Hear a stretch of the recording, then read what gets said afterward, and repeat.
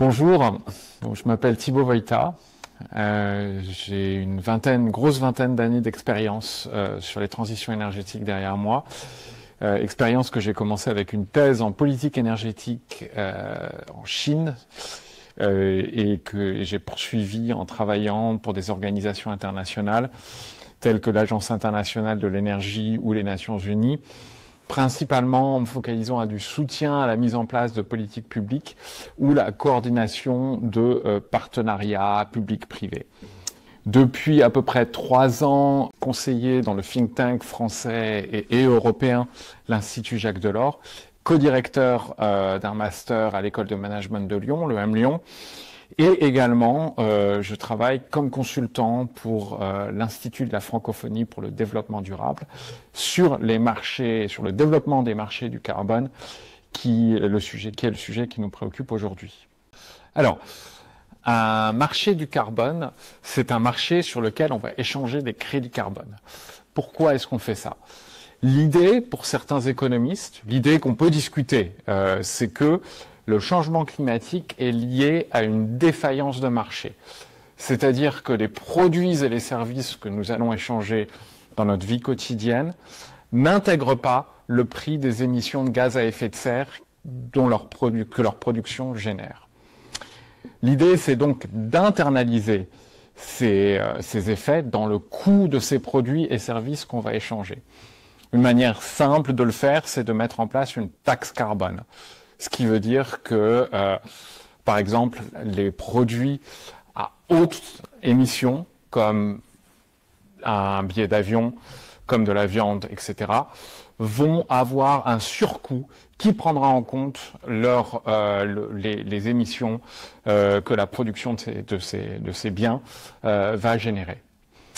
Cette taxe, ce coût peut être échangé entre différents acteurs. Alors prenons un exemple. Disons que je suis une entreprise très vertueuse, donc j'ai des objectifs climatiques, j'ai dépassé ces objectifs climatiques. Vous, en revanche, vous êtes une entreprise qui ne parvient pas à remplir ses objectifs climatiques. Et là, je vais vous vendre les émissions évitées auxquelles je suis parvenu, afin que vous les comptabilisiez sur votre balance en matière d'émissions de gaz à effet de serre. À la fin, ces émissions que je vous ai vendues, ces émissions évitées que je vous ai vendues ne seront plus comptabilisées sur ma balance d'émissions, mais elles le seront sur la vôtre. Alors, ça a plusieurs utilités. L'idée principale est que les marchés du carbone doivent permettre de corriger ce que les économistes appellent la défaillance de marché, comme je disais tout à l'heure. Donc, ça doit permettre d'internaliser, comme je disais, le coût des émissions des produits et services que l'on échange. Et ça doit permettre aussi de créer une forte incitation aux acteurs les plus émetteurs à décarboner leur système de production. Sachant que l'idée, c'est que on va faire ces échanges pendant une durée déterminée, mais dans le meilleur des mondes, qui malheureusement semble un peu utopique de temps en temps, mais dans le meilleur des mondes, l'idée c'est qu'à horizon 2050, ou un peu après, on arrive dans un monde à la neutralité carbone, et ces marchés disparaissent progressivement, avec un prix du carbone qui va être de plus en plus élevé, et donc ces marchés doivent à terme ne plus avoir de raison d'être. Alors, ces marchés ont un enjeu particulier pour tous les pays, je dirais. Pour les pays francophones, il y a une importance forte, puisque dans certaines régions du monde, par exemple en Afrique subsaharienne, et plus particulièrement l'Afrique de l'Ouest et l'Afrique centrale, les marchés du carbone sont perçus comme un outil formidable de financement.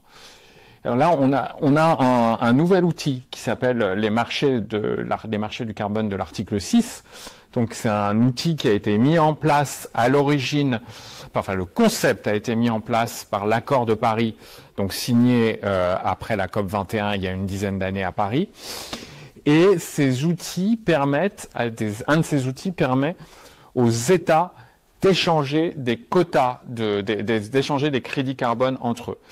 Ce qui veut dire qu'on a en Afrique de l'Ouest le Ghana et le Sénégal qui ont fait œuvre de pionniers et qui commencent à vendre leurs crédits à des pays du Nord, parmi lesquels la Suisse, la Norvège, le Japon, Singapour, etc., etc.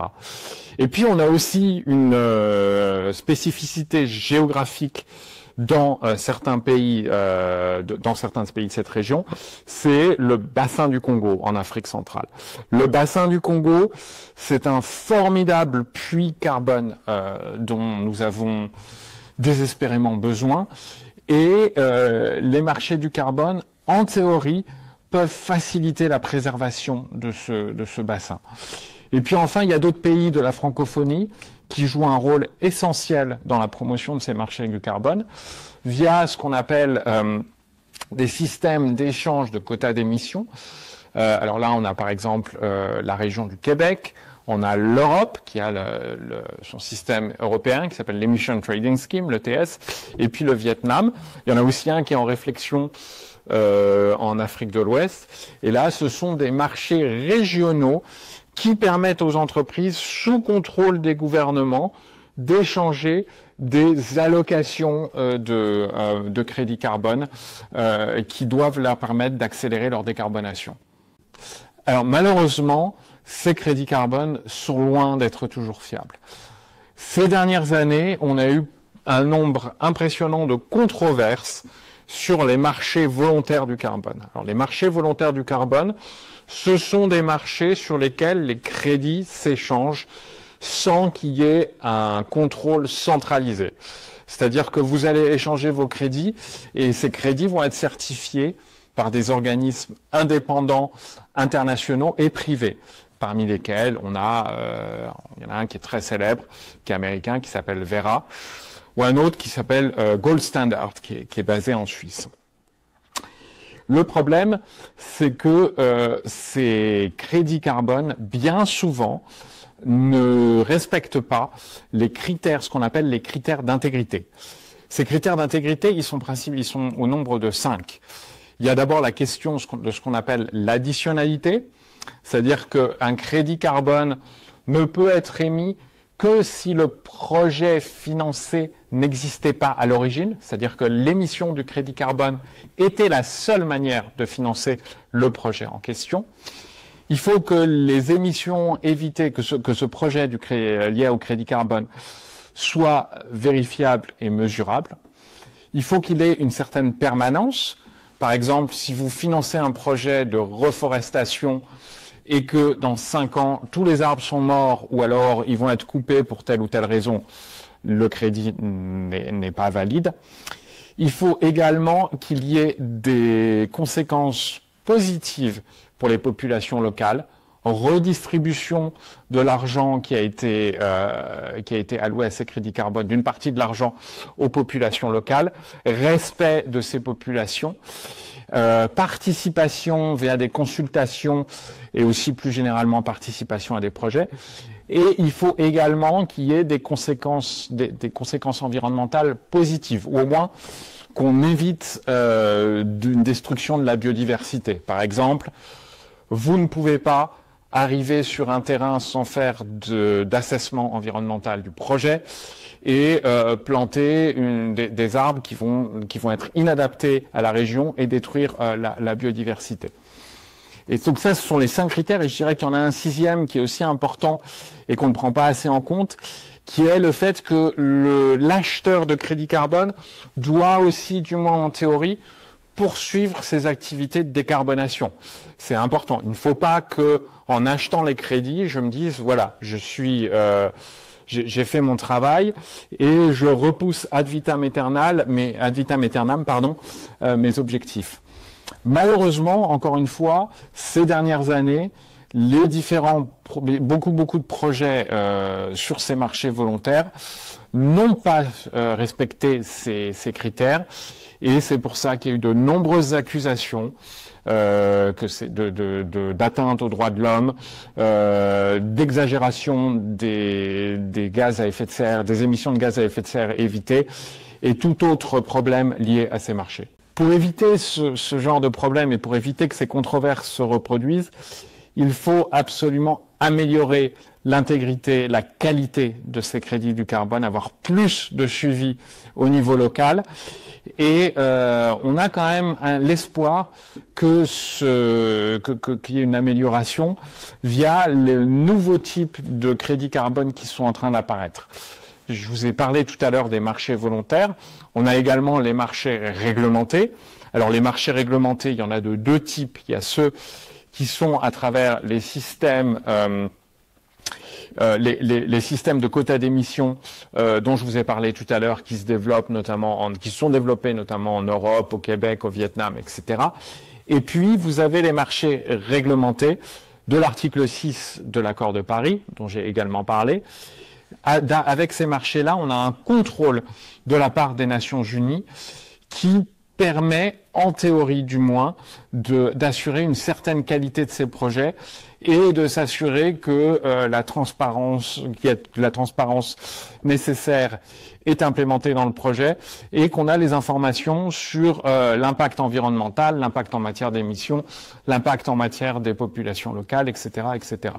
Les organisations internationales ont un rôle très important à jouer pour accompagner les pays dans la mise en place de ces marchés du carbone. Comme vous l'aurez peut-être compris, on est sur des systèmes, ces marchés, qui sont extrêmement complexes, qui nécessitent un ajustement institutionnel, qui nécessitent des efforts en matière de gouvernance, de transparence, qui ne sont pas évidents. Il y a un rôle à jouer que les Nations Unies jouent très très bien d'ailleurs avec des programmes d'une grande qualité en matière de renforcement de capacité pour la mise en place de ces marchés et pour s'assurer qu'ils fonctionnent de manière efficiente, transparente, respectueuse des droits de l'homme, intègre, etc., etc. Mais il y a un autre rôle qui, là, est plus souvent négligé, à mon sens, qui est le rôle de la pédagogie. C'est-à-dire aller voir les différents États et leur dire, les différents gouvernements, et vraiment expliquer quels sont les derniers développements de ces marchés du carbone, parce qu'il se passe beaucoup de choses qui sont extrêmement complexes, que, pour être tout à fait honnête, peu de gens comprennent vraiment complètement, et également expliquer quelles sont les opportunités, mais également quels sont les risques liés à ces marchés pour éviter qu'on ait de trop grosses déceptions à la fin.